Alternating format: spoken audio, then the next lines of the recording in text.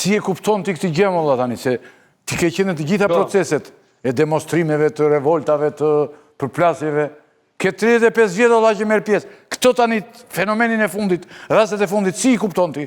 Thuaja pak dhe... I kuptoj si një drejt e opozitës për protestuar sa herë doj, kur të doj, se cilë opozita e ka drejt në vetë, dhe ka i thua.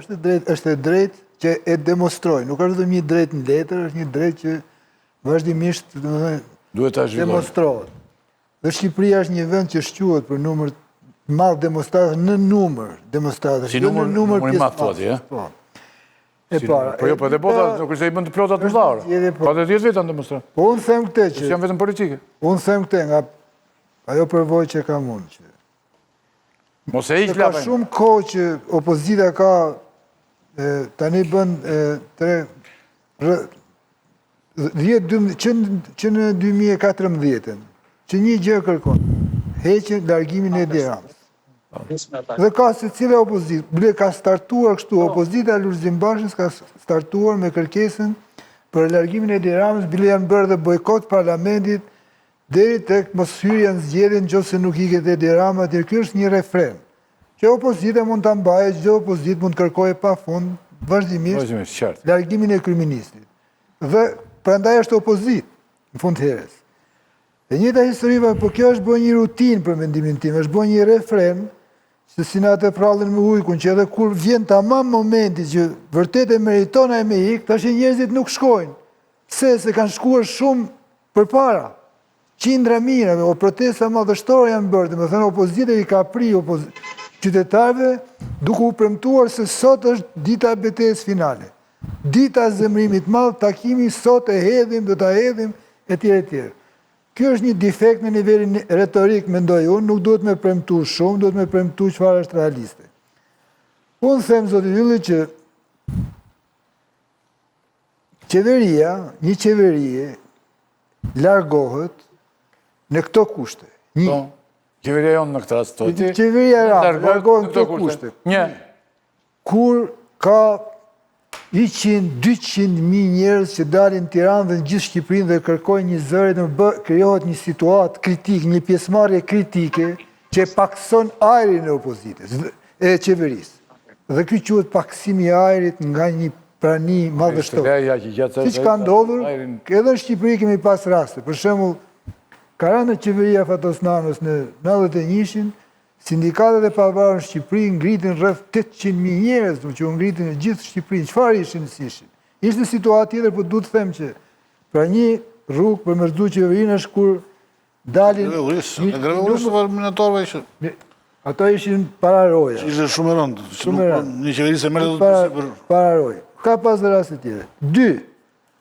Është kur qeveria humbet numër në parlament. Më thënë qoftë një qeveri humbet nuk ka shumicën dhe ajo është një mënyrë për të arzuar qeverinë që nuk duket se ka gjasa në Shqipëri.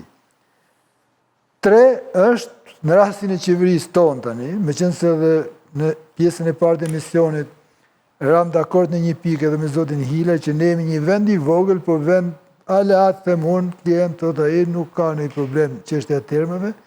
Por Shqipëria ka një, për shkak të madhësisë dhe të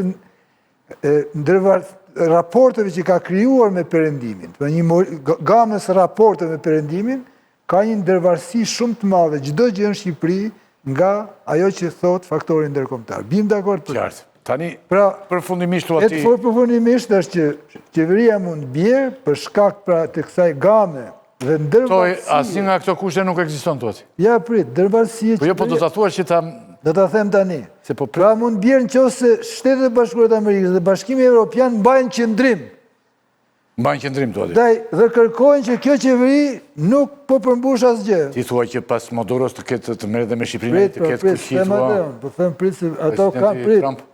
Tani, çfarë ndodh në Shqipëri? Për sa i përket korrupsionit, SBA-ja dhe Bashkimi Evropian i kanë adresuar gjithë ato shqetësimet, kërkesat e tyre tek drejtësia, tek SPAK-u. Nuk ja kanë adresuar tjetër kujt.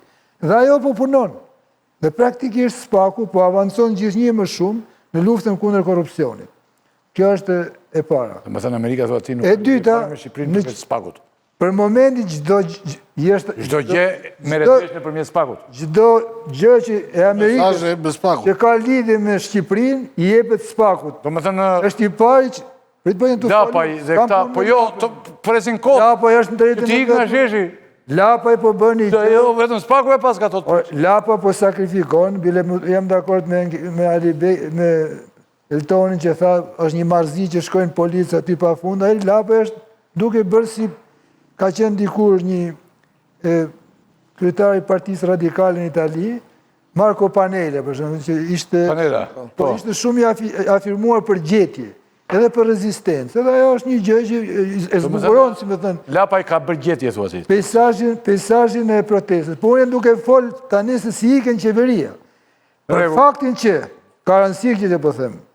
SBA-ja dhe BE i kanë adresuar këto probleme që ka sot Shqipëria madhore të korrupsionit dhe të krimit, të spaku, dhe në shtëpinë në Departamentin e Shtetit pritet kreu i spakut. Zyrtarët amerikanë takojnë krerët e spakut, vizitojnë spakun. Edhe ai ligji i Kongresit Amerikan adreson çështje që kanë bëjnë me spakun, ata kanë gjetë instrumentin. Në qovë se Rama, tani, pra, po të thotë zoti Lapaj që paka shumë po në thotë ne, Prexhi po në tregon ne që e ka gjetur zgjidhjen të spaku Amerikan, nuk ka lidhje me ty që dalë aty, rinë shesh, edhe doktorin foltore, edhe qori apo tjetrin... Se unë jam këtu vetë, fjallët e mirë, Lapajt unë e përzoj për atë që po bën, kam njerëz të afërt mi që shkojnë atje, por problemi po flasë, Lapaj ka atë probleme që e thashtë para nënë, për nuk e ka për ti që. Qësë s'dalin 100, 200.000 vetë, qeveria nuk janë lidhë për të shkajtë. A në është pyetje për ta. Dakord jam unë me Prexhin. Prit, ta mëre këtu. Tani, çështja e Edi Ramës, për mendimin tim. Unë jam me atë që Edi Rama nuk e ka mund dorë fatin e ti. Por... Ila kishe gjetim, duke. Jo, s'kisha asgjë. Në qofë se do flasim për një sekundë mërë, në qofë se kjo është shumë rëndësishme, në qofë se duhem ta kuptojmë, a do ike Edi Rama apo jo që është qëtësimi i opozitës dhe një numrit konsiderueshëm njerëzit në Shqipëri, shumic janë antiqeveritarë, në fakt, kjo lidhet me këtë që po them të fundit, që në qofë se Edi Rama do t'i bëhet pengesë drejtësisë, nuk është bërë deri më sot, ka disa shenja tani, po atëherë do ketë një tjetër do me thëmë po së po spaku kundër Ramës o atë sistemi dhe në qofë sa i dojtë i përfshirë vetë pas ta që absolutisht nuk e ka jetë, mjaftojnë 2 fjalë, jo një operacion, mjaftojnë 2 fjalë për ta rrëzuar Edi Ramën. Pra është e varur nga ndërkombëtarët, por ndërkombëtarët tjenë binë të themi një gjë të fundit, nuk do të nxitonin, thoshtin fjalën e fundit, pa u siguruar për 3 gjëra. Du me bë politikë. 1. Sigurohen për agendën antikrim dhe antikorupcion në Shqipëri. 1. Që të vazhdoj edhe paramen. 2. Për agendën e integrimit bashkimit Europian. 2. 3. Të shfaqet alternativa. Në që se nuk... Ata nuk mund t'investohen për që një vend në kaos. Sepse atërës do ishin vend e mikë. Mëzënë, paka shumë, mungon në alternativa, thotë Zotin Prexhi. Shfaqet. Unë e thash edhe pak më përpara që situata në Shqipëri është e tillë, që për shkak të thash edhe një herë të ndërvarësive që ka krijuar Shqipëria demokratike me partnerët europian dhe amerikan, dhe një zgjidhje nëse vjen për zgjidhje vjen nga ata. Nuk ka sot situatë këtu. Unë mendoj që shqiptarët janë shumë të zgjuar. E kam si tezë që asnjëherë zgabojnë as në votim. Kanë intuicion. Talësha. Janë të zgjuar, po, shqiptarët. Shqiptarët janë mesatarën e tyre, mesatarën, është edhe shkencore kjo, vetëm shqiptarët dhe tjerët. Mesatarën e gjykimit janë normal. Nuk është e vërtetë se shqiptarët kanë frikë, është mashtrim, është gënjeshtër. Nuk kanë nevojë për shumë thirrje, kur e din vetë se duhet, kur e din vetë pse, kur e din vetë se ku, s'ka nevojë për thirrje. Nuk është e vërtetë se nuk e din çfarë po ndodh. Shumica edhe me sondazhe ka një shumicë që është kundër qeverisë Ramës, por ka një problem në Shqipëri, që është problem shumë i madh. Për atë shqetësimin e madh që kanë shqiptarët sot për korrupsionin dhe për krimin, atë po merret drejtësia. Drejtësia nuk po bën dallim dhe s'ka për të bërë dallim. Dhe këtu tani opozita ka problem, që opozita e ka barutin e lagur, i themini, për shumë arsye që i kemi thënë 100 herë dhe s'kam qef mi përsërit. Mos mendoje kush do më thënë që me qenë se po dalim e po themi parulla, edhe e tjerë njerëzit po vërshojnë. Ata njerëzit e duan shikojnë se kush, pse, qysh, kush është alternativa. E thash dhe një herë. Kartën morale të të qytetit. Pa tjetër, dhe këtu pastaj e tha dhe Hila, e tha me drejtë dhe janë vetëdijshëm, të Partisë Demokratike janë vetëdijshëm për atë që fuqinë që kanë tani, edhe për kontekstin në cilin zhvillohet kjo betejë, dhe synimi i tyre është që të mbajnë, si me thënë, karikuar një numër mbështetësis. Aqë sa tjenë mundësisht të rritë në mbështetës. Dhe një pyetje kam. Mas qaro këtë zgjuarsin, po themi, të njerëzve. Okej, nuk shkojnë të protesta e PD-s, nuk shkojnë të Lapaj, nuk shkojnë të Sheja, okej. Në Vlorë i lanë 5 ditë pa ujë. Pse dolën vetëm 30 veta para bashkisë dhe nuk doli gjithë Vlora atje të protestonte? Më thu dhe shemë, unë duke thënë gjaret më dha, nuk janë duke hynë dhe unë... Kjo është direkte për njerëzve, nësë është më pjesë ujë, 5 ditë pa ujë. 92, 96, 97, 2001, 2004, kam qenë dhe vetë këto 2004, kishte masivitet, sepse kishte një arsye, kishte një kaos, kishte një shpresë, kishte një perspektivë. Njerëzit nuk kanë kohë për të humbur. Po janë protesta politike që po thua. Po them, kjo është direkt e njerëzve, në reagim direkt qytetar. Pse nuk dilin në Vlorë, protestonin për rinë kafeneve? Ka, sepse reagimi qytetar gjithmonë ka nevojë për një organizim. Për shembull, vetëm te armët kimike ka pas spontanitet dhe tek një lëvizje studentore para 2 vjeç. Herë tjera ka nevojë se ne s'kemi sindikata, po rolin e sindikatave në një farë mënyrë kanë marrë partitë politike. Por partitë politike janë këto që thash pak më përpara, nuk mund të... Se shikoj që ndodhë këtu, për shumë. Do të që ato protestës armëve kimike kanë ikur gjithë jashtë. Rama, për mendimin tim, i ka shgënjur partnerët, edhe me kaq sa ka dalë këtu, sepse edhe në qoftë se ai akoma nuk ka dalë se është i përfshirë vetë direkt në ndonjë aferë, fakti që kaq shumë njerëz që ai ka zgjedhur janë përfshirë në afera të rënda korruptive, domethënë kjo është një njohë dhe një minus i madh për liderin. Dhe ajo duket që ai i ka shgënjur partnerët.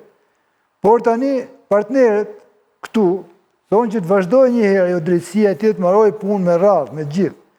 Edhe nuk këtu tani çfarë bëjmë? Këtu bëjmë paralele pa sens, sigurisht. A ka një shtet, për shembull, ne kemi folur për zgjedhjet këtu. Cili shtet në Evropë dhe SBA nuk i kanë njohur zgjedhjet në Shqipëri. Bëjnë paralele me Venezuelën.